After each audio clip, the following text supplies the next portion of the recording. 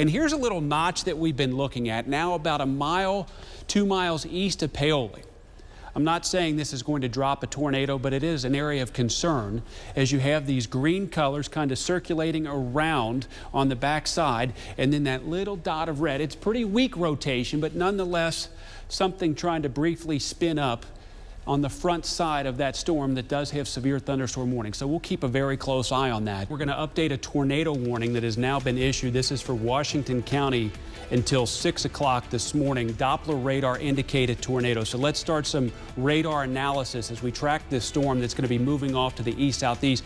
Make sure everyone knows we're not going to go to commercial right now. We're going to stay with live coverage as we track this new tornado warning. If you were watching a few minutes ago, I was showing around Paoli that velocity image that was showing some of the twisting winds embedded in that storm, and that's what is still holding on. Have the kids be tardy today. Just wait and let this thing pass through. We can get the kids to school by 9 o'clock, at least in Louisville Metro and southern Indiana, because at 9 o'clock this morning, this line of severe weather will be well down to the south, and we're going to have to focus on Kentucky at that point. If you're watching from southern Kentucky, you can get the kids to school just fine, but it's probably going to be a much better idea to ride it out, just wait a little bit, let these things move on. And here are the areas of rotation. So this is the velocity imagery. You're going to see a lot of this as we look inside the thunderstorms to figure out what the winds are doing.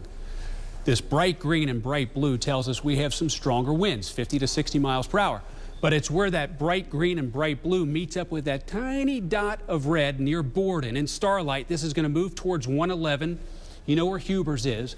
That's an area of great concern right now as we talk about a possible brief tornado that could touch down. Portland neighborhood, about 1,200 people without power, and we're getting some messages from folks on Twitter who are saying we're having to rely on our phones for information.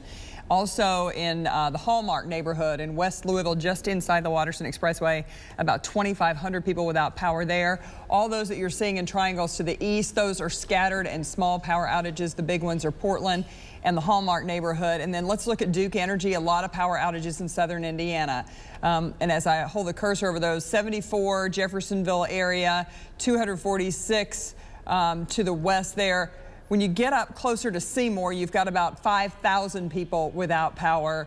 A little farther south down I-65, 1,100 without power. Salem, about 1,600 without power. So we're having the same problems in southern Indiana and in the Louisville area. Near the Jefferson Proving Ground, about 2,000 people without power. And now we're starting to see more pop up east of I-65 as the storm travels that way.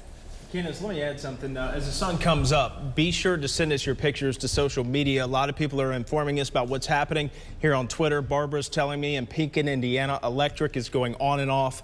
Heavy, strong winds, rain is horrible. Then Sean earlier this morning telling me a transformer just blew in St. Matthews and Frankfort Avenue. So make sure you take pictures and post them on our social media pages because we are monitoring those social media pages right now. Okay, thank you very much. 6:51. We have Katie McGraw, we have Jeremy Capel. We're discussing severe weather that's ongoing throughout Kentucky, and this stuff is blitzing now down into Kentucky. We have some real problems with straight line winds. Jeremy, you just came in from the Floyd's Knobs area. You're drenched. I'm drenched. Tell us about your commute and what you drove through. Yeah, well, you guys called me in, kind of got right on the leading edge of that gust front. You could hear it in my house about 5 minutes before I left the house. It sounded just like, I mean, like, yeah, almost, you know, like you would imagine a hurricane would sound like. But I would estimate easily widespread 60-mile-per-hour winds. We had some limbs down on the way in. I had to really take my time. And then, of course, the rain absolutely torrential. The Washington County Sheriff has told our Rachel Collier that people are out. Only minor injuries reported there, so that's good news. We also have a picture posted on our social media pages. I want to give you an update out of Oldham County as well. We're getting trees down all over the county. Majority of roads are passable this morning, so good news there. And US 42 in Goshen is the only major road blocked. We hope to find out more information on that. And then Candace and I, we are monitoring our social media here. Big Dave on Twitter says, please have Highway 60 shut down near Star Valley Way in Borden, Indiana. He is reporting power lines and trees down in that area. We're up around mile marker 25. This is heading north out of Clark County into Scott County. To get your bearings here, kind of think about Scottsburg, mile marker 29. You head south, you hit Underwood. You head down to Henryville, you're at mile marker 19. So in between Henryville up towards Scottsburg, where the radar indicated strong rotation. We did not have a tornado warning there, but I was on it showing you, hey, there could be a tornado. We continue to find these images now very close to I-65 where the trees are knocked down and they're having to saw and try to clear up the conditions so we can get that traffic trying to run smoothly. These winds have caused some major problems. We're also starting, now that the sun is coming up, we're starting to get some damage photos where we can show you exactly what's going on with the damage. This is one of those pictures. I believe this is from the Washington County Sheriff. It was an outbuilding that was damaged. It sure was. This is in Washington County where a tornado warning went into effect just before 6 o'clock. So this is from Voiles Road, an outbuilding destroyed. We also want to show you another photo also coming in from Washington County of a mobile home that was turned over on its side. Originally, well, this is one that this was a camper in New Salisbury, Indiana. The woman says my son's camper didn't make it, so I'm guessing that that's an old photo of when it was still intact. We have some other photos shared on Facebook. This is in Goshen, someone's backyard. It looks like the play equipment was destroyed. We have another photo from Bardstown. This one from Martha and Tim Bishop. This is a tree down outside the house there, and we've got another one from Jeffersonville, Indiana, I believe, from Crystal that shows the basketball goal over on the car. We've seen damaged fences. We've seen a number of different things this morning, but keep sharing your photos with us. Big Dave sent one of Borden, Indiana, where it looks like a roof was off a building. So keep sharing those. We'll share them. It certainly helps us tell the story of the damage. I want to show you, if I can, from my computer. It's going to take me a moment to scroll to it, so be patient with me. But I had a viewer share a very dramatic photo this morning. This person said he hit snooze and then went into the bathroom after he heard a loud crash, would have been up and getting ready. Let me click on it so the picture will be bigger, but look at this.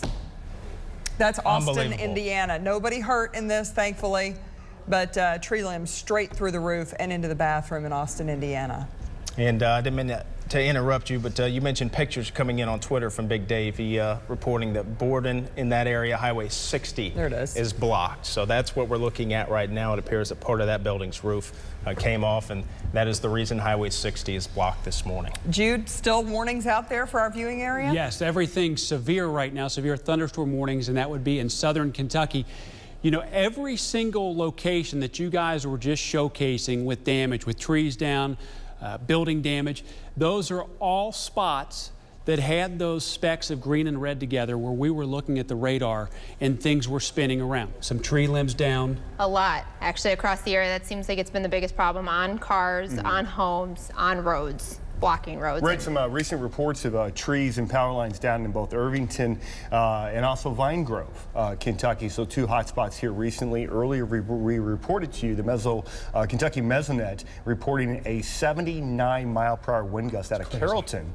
It is crazy, and it did correspond with what we saw was a couplet, which could have been maybe a brief spin-up. Those four are what we're going to be watching. Weather Service will most likely do some surveying at some point today to judge if we had a tornado or straight line wind damage. Let's start off with Sellersburg, Indiana. Matt Vaughn shared this picture and said a trampoline hit our house. The next photo comes in from Amanda Durham. That's Campbellsburg, Indiana. Again, a trampoline on top of the van. We've seen several photos involving trampolines just toppled, crumpled, and damaging other items around the yard and around the house. Lindley Bird says my alarm clock this morning that got me out of bed in Bardstown was this tree falling over. Here's one from Jonathan Parrish. This is in Charlestown, Indiana. You can see a tree over there. Another common sight. This one comes in from Jonathan Parrish, again in Charlestown, Indiana. A tree down in the front yard of a home. Look at this one from Amanda Mitchell Crawford, Turner Station, Kentucky. This is what used to be our barn. And then we have this one from Missy. This is a tree, top of a tree in her front yard in Madison, Indiana. We want to give you a live look where two people were killed when a series of tornadoes hit the Midwest. Look at the destruction left behind. This is Perryville, Missouri. A number of cars were blown off of Interstate 55, which runs east to west across Missouri. I'm sorry, it runs north to south across Missouri, right along near the Mississippi River is I-55. It takes you from St. Louis down to Memphis. So this is in Perryville. One death reported there in Perryville, but you could just see all the damage, and you could see where some of those cars were blown over and some of the problems they're dealing with today. There was also a death reported in Ottawa, Illinois. A tree fell on a man. Overnight, just in the last 24 hours, not counting this latest round of storms in this area, 20 tornadoes were reported across the Midwest in Missouri, Illinois, Indiana, Tennessee, and Iowa. The only deaths reported so far in Illinois and in Missouri. And one thing to note, we are still gathering information as the sun comes up. Right. We're still getting reports of damage in our area. We want to remind our viewers, you are the eyes and ears of our community. Take photos. Please send them to us to our Facebook page and also on Twitter. Some photos our viewers have shared. Yes, this is a look at our WDRB News Facebook page. You can go on and look at these photos with us. This one comes in from Shana Tingle in Crothersville, Indiana. This appears to be an outbuilding. You can see debris left behind, and the wind just blew a part of that structure building up into that tree, a common sight we're seeing this morning. We switch over to Alex Lynch, a photo he sent to us. This, I believe, from Charlestown, Indiana on Memphis Road. A roof ripped off of a house, the bed flipped over. You can see the lamp pushed over there in this picture. Hey, Sterling. Yes. When we look at those pictures, now we can't confirm exactly what the winds are, but scrolling back and forth, if you can go to the previous picture, I mean, these winds could be every bit of 100 miles per hour. To do that type of damage. To do that kind of damage, there's no question they could easily be around 100 miles per hour, and then you continue on with those Jude, photos. let me ask you, when the National Weather Service goes out and surveys damage, what do they see with the debris? Are they looking at how it's scattered, or how do they determine whether a tornado caused this damage? You're exactly right. It is. It's how it's scattered. So we can't get a good estimate looking by that one photo that's kind of zoomed into a spot of damage to tell if it's just kind of pointed in one direction or if you have debris kind of twisted around in a circulation pattern. That's why you have to look at the overall field of damage. Okay. This looks like a mobile home that's been flipped over. There's part of the grill, the top of a grill in the front yard, and you can see damage up in the trees as well. As we scroll through, here's some more damage. This was in Memphis, Indiana. Erica sent us this photo. There's another one. Trailer in Indiana. This is from Prospect, Rivers Landing. This home was under construction, but Lisa says that the roof was on and the drywall was going up inside. So that gives you an idea exactly what happened there. She said the 2x4s from what used to be the deck are now in her driveway. And here's a tree down in Lanesville. And even that house wasn't fully constructed, that is a sturdy enough wall and enough of framework that it's going to take winds to near 100 miles per hour to start to do some damage and rip the roof off like that. So I think we're looking at winds with some of these storms that the most intense storms that are going to be close to 100 miles per hour. And that photo, Candace, that you were showing where there was debris kind of up in the tree, not saying that that is a guaranteed tornado, but if you think about it, a tornado is kind of like a giant vacuum sometimes, twisting debris around and sucking it up in the air.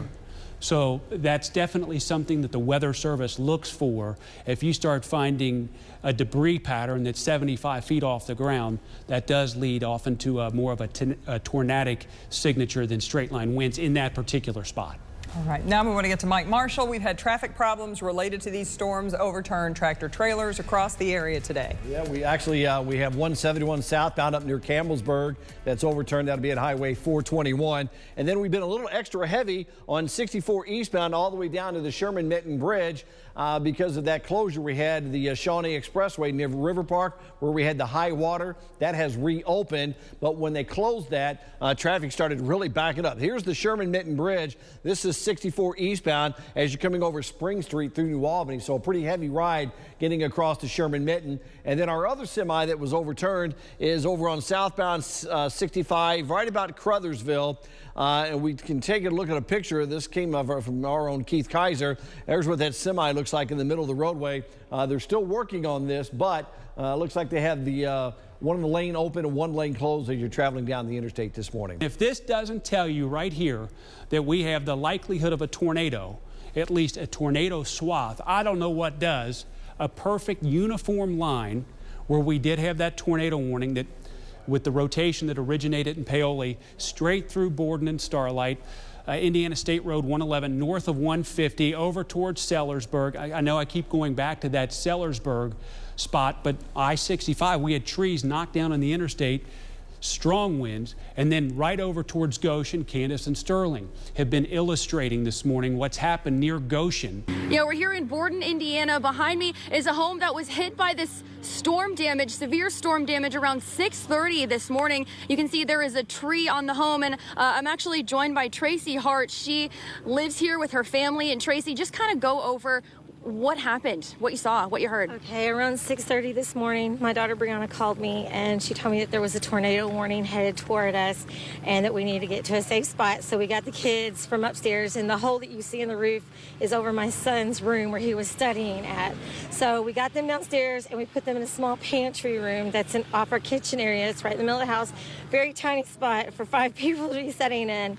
Sat there, said prayers together, and all of a sudden the lights flickered. We heard a loud noise, the house shook, and then the lights flickered again, and then we heard another loud shake, like a big boom. I assume it was the tree falling, and then maybe a little hail, I'm not for certain, and then it stopped. And then after that, my husband went out and assessed the damage. So.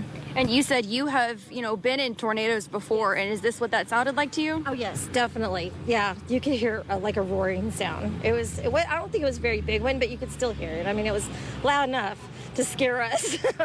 And we're looking at your house right now. We can see a tree that is obviously down that was in your front yard, and we see some damage to your car as well. Is everyone okay? Yes, everyone's okay, thank God. Yes, very much so. Just lucky this morning. Where will you guys go from here? We're going to be staying with a relative from here, and she did have some damage to her house, but it's fixable, and so everything should be okay after that, I hope. All right, Tracy, so much. I appreciate you talking to us this morning and just kind of showing people the damage. This is, of course, just one example of the severe damage to homes in this area. Right there it is now. You can see where the fence row, where it flipped over on its edge. You can see where it hit the edge there and then rolled maybe 5 times before it ended up in the middle of this field here. Now you can just imagine the strength of the wind as it comes through here, but you can see some other buildings that are nearby that aren't really damaged right here. So it just like focused right here in this area. And it's gone. It's being impacted by such a large area of thunderstorms that kind of takes away some of the energy, so it can't sustain a ground track for hours and hours. This is Pekin, Indiana, where we can see it looks like part of a limb has gone through, I guess, a trailer wall, maybe. We're seeing all kinds of damage, and it's different in different parts of the area, but in Pekin, Keith was showing us where debris was thrown across the hillside. Power lines are down, a lot of people without power, tractor trailers flipped over. And this is what I was asking you about. Yeah. You see the structures around this tractor trailer, not damaged. But look at those trees are fine. And then you look out in the field and you see scattered debris, but yet there are some structures that are just untouched. And what do you see here? Is there anything that you notice by looking at this picture? Because as Candace mentioned, the National Weather Service goes out and looks at this debris and this damage, and they can determine whether it was a tornado or not. It's so hard with these kind of images to look at because it's so focused on one spot. Now that we have drones, the Weather Service has drones, you can send those up and get aerial photos. You have to have such a wide perspective to see if maybe those trees are bent one way and then a couple trees 30 yards away are bent another way, and that would say, hey, we've got a tornado. And that's how you have to be there firsthand. Unless you have such a huge tornado and homes are off their foundation, then you don't need to be there. You know it's a tornado. But in this situation, you have to get out there and survey. And you got neighbors pitching in here where they're starting to go ahead and try to get that tree out of the way. Obviously, the car is blocked. I've been in this situation. It's not fun, and that cleanup's going to take quite a while. We'll be covering this throughout the day on WDRB. Now that the sun is up, people are giving us more reports about where we can see the worst damage. So we'll be across the area today getting a look, and we'll have updates throughout the day, both on WDRB.com and on the air. Keep sending your pictures to our Twitter and Facebook accounts because we can share those as well, try to put together a slideshow for our website. Are we done with the storms? Almost. Adair County, a little bit of that thunderstorm there where there is a severe weather potential for a few more minutes. It's moving south. By the time you're watching us at midday today, we're saying adios to all of this madness.